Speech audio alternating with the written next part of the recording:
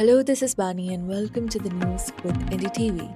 It's Tuesday, July 29, and coming up in today's episode, Amit Shah slams Congress over Pahalgam attack remarks. Congress infighting over Operation Sindoor debate.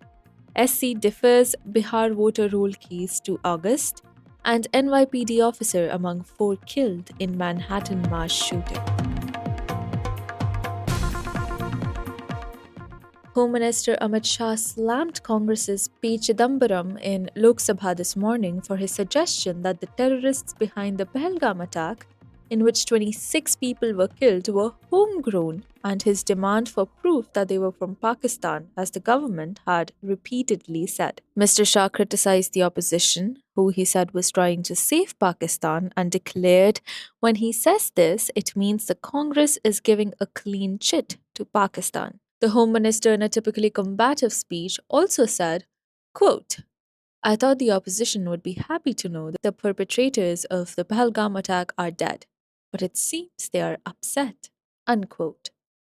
Mr. Shah said three terrorists killed in a joint operation of the Army, CRPF, and Jammu and Kashmir police yesterday were identified as Suleiman, Afghani, and Gibran. Suleiman, he said, was a top Lashkar commander, and security agencies have evidence of his involvement in the Pahalgam attack that left 26 innocents dead. Afghan and Gibran, too, were A-listed terrorists. Senior Congress leader and MP Priyanka Gandhi Vadra asked Amit Shah how 26 people were killed in a terror attack in Pahalgam when the Kashmir was terrorist-free, as the government had claimed. Quote, when did India designate TRF as a terrorist group?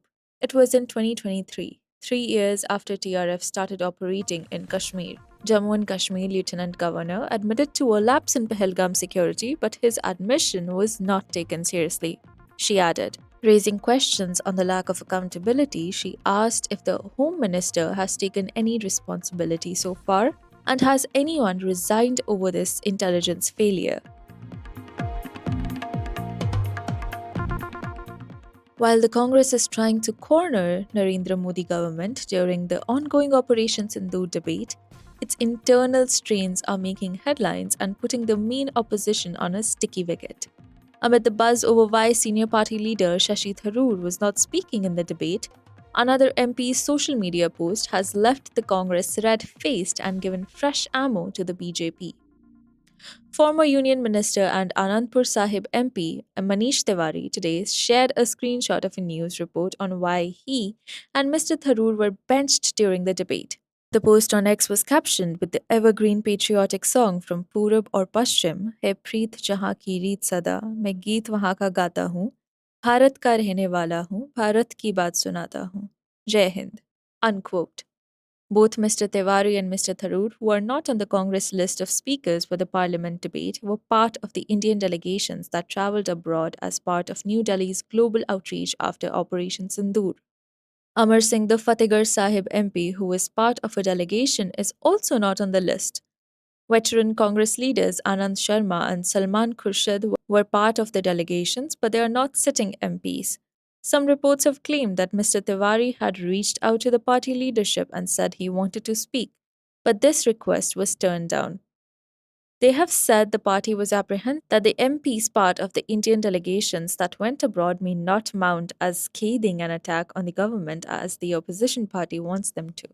As the Operation Sindoor debate began yesterday, the Congress list of speakers raised tall questions. Mr. Tharoor was not on the list. When the media asked him about this outside the parliament, he replied with a smile, Maun Vrat, meaning a vow of silence. Sources have told NDTV that Mr. Tharoor has refused to toe the party line during the debate and said he would not contradict himself for the sake of party messaging. This follows months of unease between Mr. Tharoor and the Congress leadership over his public comments in the aftermath of the Pahalgam terror attack and India's counterstrike Operation Sindoor. Mr. Tharoor recently said his first loyalty lies with the nation. Quote, parties are a means of making the nation better. So to my mind, whichever party you belong to, the objective of that party is to create a better India in its own way. Unquote. The BJP meanwhile sensed a political opportunity in the conspicuous omission of key leaders from the Congress list of speakers. Senior BJP leader Baijayanth J. Panda took a dig at Congress, saying the party is not allowing Mr. Tharoor to speak. Quote, "There are several leaders in your party who can speak well. My friend Shashi Tharoorji, who is a good speaker, is not allowed to speak by his party." Unquote, he said.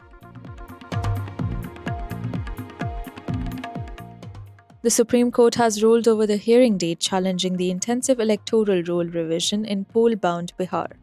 The Apex Court will now conduct the final hearing of the matter on August 12 and 13 amid concerns from the opposition about mass exclusion from the draft electoral poll at the end of the first phase of the special intensive revision. The bench of Justice Surya Kant and Justice Joy Malia Bakchi listed the matter for final hearing next month while assuring that the top court would immediately step in if there are issues of mass exclusion in the draft roll. Moreover, the court advised the political parties to act as NGOs this time, suggesting the opposition parties hit the ground and bring evidence of their concerns, which include alleged case of exclusion of genuine voters to bring weight to their argument. Quote, "We are overviewing the process as a judicial authority. If there is mass exclusion, we will immediately step in. Bring 15 people saying they're alive." Unquote, Justice Joy Malia Bakchi said.